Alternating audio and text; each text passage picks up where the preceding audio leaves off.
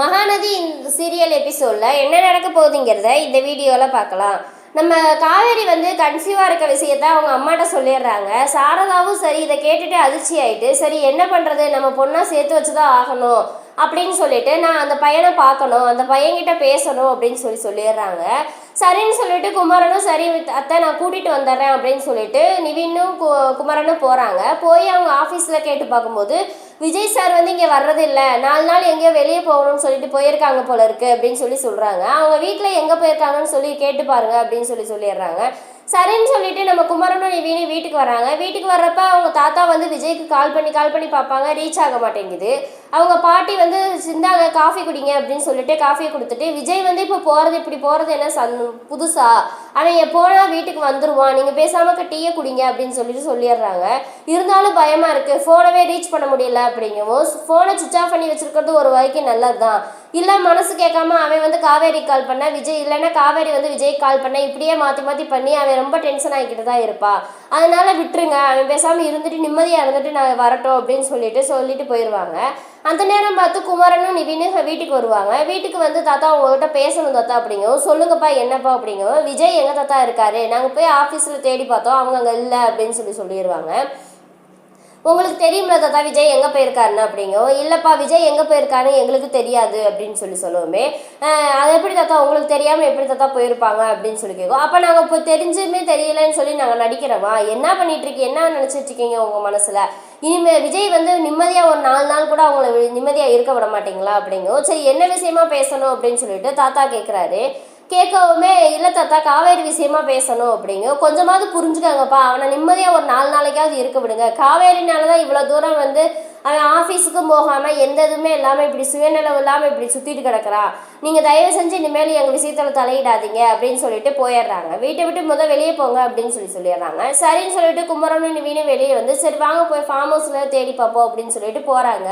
அங்கேயும் தேடி பார்த்து ஆள் விஜய் இருக்க மாட்டாங்க. அப்புறம் என்ன பண்ணிடுவாங்க, இங்கே கங்காவும் நம்ம காவேரியும் காவேரி கங்காவை மடியில் படுக்க வச்சு பேசிகிட்டு இருப்பாங்க. என்ன காவேரி உன் மேலே எனக்கு கோவமாக தான் வருது, என்கிட்ட கூட ஒன்று உண்மையை சொல்லலை பார்த்தியா அப்படின்னு கேட்பாங்க. இல்லைக்கா நான் உண்மையை சொல்லணும்னு தான் நினச்சேன், ஆனால் இருந்தாலும் நான் சொல்லணும்னு வர்றப்பெல்லாம் ஏதாவது ஒரு பிரச்சனை அது சொல்ல விடாமையே பண்ணிருச்சு, நானும் இவ்வளோ நாள் என் மனசுக்குள்ளேயே போட்டு பூட்டி வச்சுக்கிட்டேன் அப்படின்னு சொல்கிறாங்க. இல்லையே காவேரி, அம்மா நான் கன்சீவாக இருக்கேன்னு சொல்லிட்டு என்னை எவ்வளோ விழுந்து கவனிச்சிட்டு இருந்துச்சு, அப்போ உனக்கெல்லாம் எப்படி இருந்திருக்கும் அப்படிங்கவும், இருந்தாலும் அம்மாவுக்கு தெரிஞ்சிருந்தாலும் என்னையும் அப்படிதான்க்கா நல்லா பார்த்துருக்கோம், ஆனால் என்ன சொல்ல முடியாத சூழ்நிலை, நான் என்ன பண்ணட்டும் அப்படின்னு சொல்லிடுவாங்க. சரி காவேரி, நாங்கள் விஜய் உடனே எத்தனையோ நாள் நான் சேர்த்து வைக்கலாம் அப்படின்னு சொல்லிட்டு அம்மாட்ட நான் பேசலாம்னு சொல்லியிருக்கேனே, அன்னைக்கு கூட என் மேலே நம்பிக்கை வரலையா அப்படிங்கும். ஐயோ அக்கா அப்படியெல்லாம் இல்லைக்கா, உங்கள் மேலே நம்பிக்கை இல்லாமையா, என்னால் சொல்ல முடிய சூழ்நிலை இல்லைக்கா அப்படின்னு சொல்லிடுவாங்க.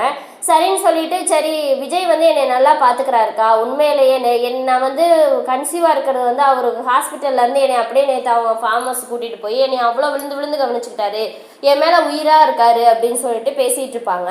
அந்த நேரம் பார்த்து சாரதா உள்ள என்ன கங்கா என்னாச்சு, பால் எதுவும் எடுத்துகிட்டு வரட்டுமா அப்படின்னு சொல்லிட்டு, என்ன குமரன் தம்பியை இன்னும் காணா, ஃபோன் போடு வரட்டும், விஜய் காவேரியோட வீட்டுக்காரர் வர்றாரா இல்லையா அப்படின்னு கேளு அப்படின்னு சொல்லுவோம். சரிம்மா அப்படின்னு சொல்லிட்டு குமரனுக்கு கால் பண்ணுறாங்க கங்கா. கால் பண்ணவும், இல்லை கங்கா நான் வீட்டு பக்கத்தில் வந்துட்டேன், வந்து பேசலாம் அப்படின்னு சொல்லிட்டு பேசிகிட்டு இருக்காங்க. அதுக்கப்புறம் உள்ளே வந்துடுறாங்க. வரவுமே குமரன்கிட்ட கேட்குறாங்க, என்னங்க விஜயை பார்த்தீங்களா, விஜய் என்ன சொன்னார் அப்படின்னு சொல்லும்போது, பார்த்தேன், அவர் எங்கேயுமே இல்லை, எங்கேயோ வெளியே 4 நாள் போயிருக்காரா, வந்துருவார் அப்படின்னு சொல்லியிருக்காங்க அப்படின்னு சொல்லிடுறாங்க.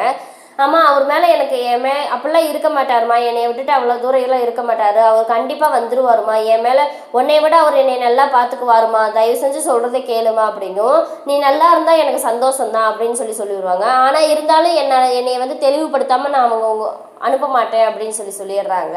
அம்மா தயவு செஞ்சு நீ இப்பெல்லாம் பேசாத, அவர் நல்லா பார்த்துக்குவாரு அப்படின்னு சொல்கிறாங்க. சரி வரட்டும் பேசிக்கலாம் அப்படின்னு சொல்லிட்டு இருக்காங்க. அப்புறம் விஜய் அந்த வாய்ஸ் நோட் அனுப்புனதை இப்போ கேட்பாரு. கேட்டுட்டு பரவாயில்லையே அப்படின்னு சொல்லிட்டு, ஆனால் மறுபடியும் ஃபோன் பண்ண மாட்டார். மறுநாள் காலையில் காவேரி விஜய்க்கு கால் பண்ணி, என்னங்க வாய்ஸ் மெசேஜ் அனுப்புனதை பார்த்துட்டீங்க, என்ன எதுவுமே ஃபோன் பண்ணல அப்படிங்கும். நான் எதுக்கு பண்ணணும் அப்படின்னு, இல்லைங்க வருவீங்கல்ல, அம்மாவிட்ட உங்கள்கிட்ட பேசணும்னு சொன்னாங்க வாங்க அப்படிங்க, நான் எதுக்கு வரணும் அப்படின்னு சொல்லிடுவாங்க. அதுவே காவேரிக்கு ஒரு அதிர்ச்சி ஆயிடுது, என்னடா விஜய் இப்படி பேசுகிறாருன்னு சொல்லிட்டு. அதுக்கப்புறம் விஜய் பேசினா என்ன முடிவு எடுக்க போகிறாங்கிறத அடுத்த வீடியோவில் பார்க்கலாம். இந்த வீடியோ பிடிச்சிருந்தா மறக்காமல் லைக் பண்ணுங்கள், சப்ஸ்கிரைப் பண்ணுங்கள்.